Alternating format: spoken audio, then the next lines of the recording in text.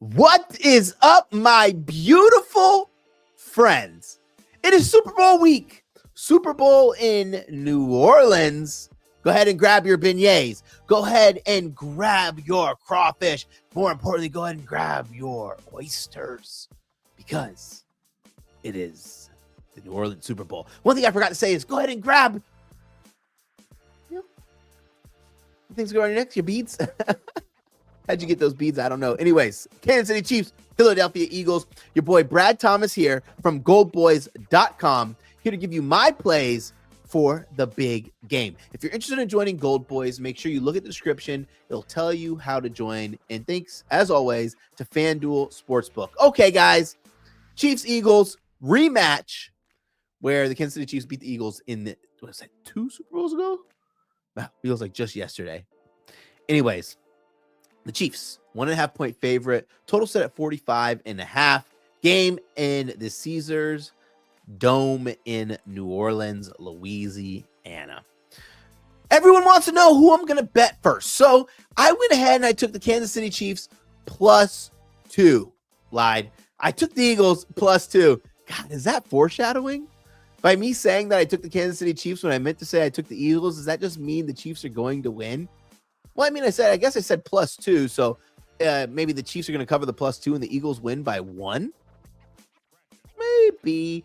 Why I like the Eagles here, it's hard to be excited to bet against the Kansas City Chiefs and Patrick Mahomes. But this has to be the worst, if we could say that, the worst Kansas City Chiefs team that is in the Super Bowl. It's a team that, they have weapons in the wide receiver core, but how good are those weapons really, right? Like, I know Xavier Worthy, Juju Smith-Schuster, Travis Kelce, but it's not like they have this consistent threat. Like, Travis Kelce's gone down a level. They have no Tyreek Hill in this one. The running game's solid with Kareem Hunt and Isaiah Pacheco. Defense is phenomenal, but the defense has shown some flaws, some weaknesses. They've regressed. And listen, the defense could have been way worse against the Bills, but the Bills decided to stop running their best running back. They stopped running the ball and giving the ball to James Cook. I don't know what to say about that, but I do know this Eagles team has the great neutralizer to any good defense, and that's Mr. Saquon Barkley. Sure, the Chiefs are second or third in run defense, but look at the teams they've played and in the situations that have happened. They haven't played a really good running back, like a phenomenal running back, since week 1, and they only gave him 16 carries. I think Saquon gets to the 100 mark.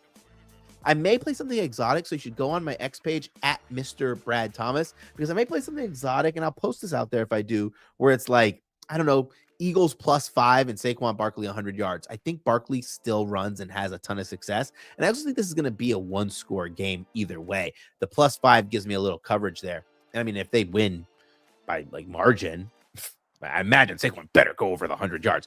Anyways, the total, I don't want any part of the total. I think it goes under, but indoors, I don't want that. There are so many player props that I like that we should talk about. We want to talk about touchdowns? No. Let's talk about my favorite prop. Patrick Mahomes over 29.5 rushing yards. Could go crazy with this one. Could lose it. I also took his rushing attempts over 5.5. It's probably unplayable now. I played it at -150. Patrick Mahomes has gone over this total in all but one Super Bowl that he's played in. The one he missed, about 5 carries for 24 yards. High leverage situation. I'm trusting Patrick Mahomes to get the job done. Cheers. Cheers. Mardi Gras, right? Mardi Gras theme, Super Bowl, gotta have a beverage. Anyways, I trust him to get it done and not necessarily win, but move the sticks. This is an elite secondary that the Eagles have, which means in those situations where instead of having to force the ball in, he's getting the yards that he can, he's going to take it. The Eagles are about seventh most rush yards allowed to a quarterback. The number's low, like 25, but this is a totally different situation, right? Like, we're not relying on them to try to stop the run of the quarterback. Like, that's a big difference. They're game planning to stop the pass of the quarterback, which in turn leaves running lanes open. I also took Saquon Barkley over 21.5 rushing attempts.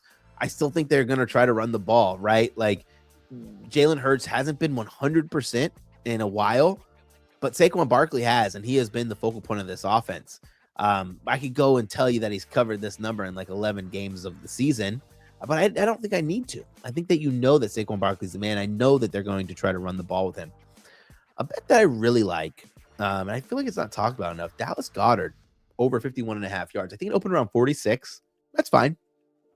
Play up to 70. But what I mean to 70, that's the alt line, right? Like I'm playing the alt line to 70, not the baseline. Why? Because it's right there at the natural number of average. That's the Kansas City Chiefs allow 70 receiving yards to tight ends per game. Why? Because they take out those outside threats. A.J. Brown, Devonta Smith. They're going to make sure you don't beat them out there. Beat him right here.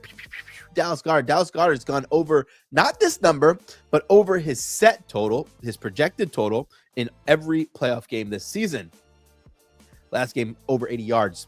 Man had 8 targets. I think he's going to have a ton of success there. Is there another player prop that I like? Yes, it is. I guess this kind of segues into the touchdown scores.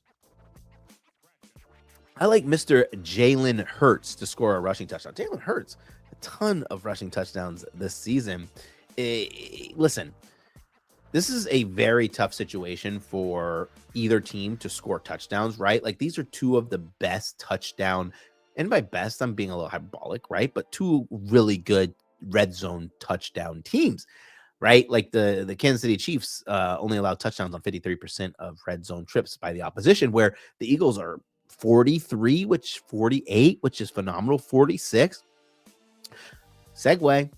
Another segue there. I'm going with both kickers. I'm taking over 1.5 made field goals. I'm taking Jake Elliott. He's plus 110. Jake Elliott for 0.5, 0.6 units. Listen, Jake Elliott before last game, we only attempted one and made 0. Bad weather. This game's indoors.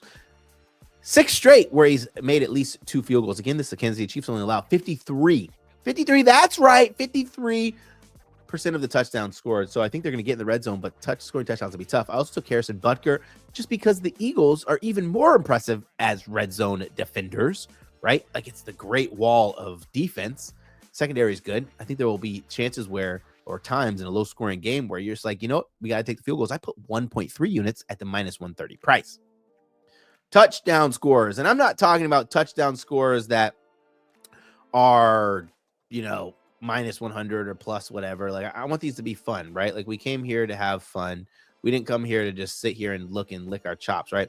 So first and foremost, I'm going to take Noah Gray touchdown. Kansas City Chiefs literally have a touchdown score. I was slightly distracted. Sorry. Score a touchdown score that scores in like the plus 800s every Super Bowl, whether it be Mecole Hardman, the list goes on. Noah Gray, when the focal point can be on Mr. Travis Kelce, Noah Gray is a great option. I also like, Juju Smith-Schuster. We hit a ladder on him earlier in the season. Juju Smith-Schuster, he's healthy again. He is a viable touchdown option. These are all like plus 600. And another Kansas City Chief that I'm taking to score a touchdown. And this is a tough one. Who should we take? Let's look at the list real quick, right? Who should we take at the touchdown? I'm looking over here on my screen. Oh, yeah. I think we have to take him. Plus 600. Dude might not see the field, but DeAndre Hopkins to score a touchdown. Plus 600. I know he's battling time with Mr. Hollywood Brown. I know that Xavier Worthy's getting more targets, but it's DeAndre Hopkins. The dude literally wore a mink coat to honor his father. His father gave him this mink coat and said, I want you to wear this. This is before he passed away, mind you. Sorry for cutting onions there. You're either going to wear this on your wedding day or in the Super Bowl. Yeah. Narrative bet, DeAndre Hopkins. Listen, those were my bets. I'm going to remind you again. Smash the like button, subscribe, drop your Super Bowl winner in the comments. And as always, thank you for tuning in. You can find me on X at Mr. Brad Thomas. Have a most wonderful day and enjoy the Super Bowl. Take care.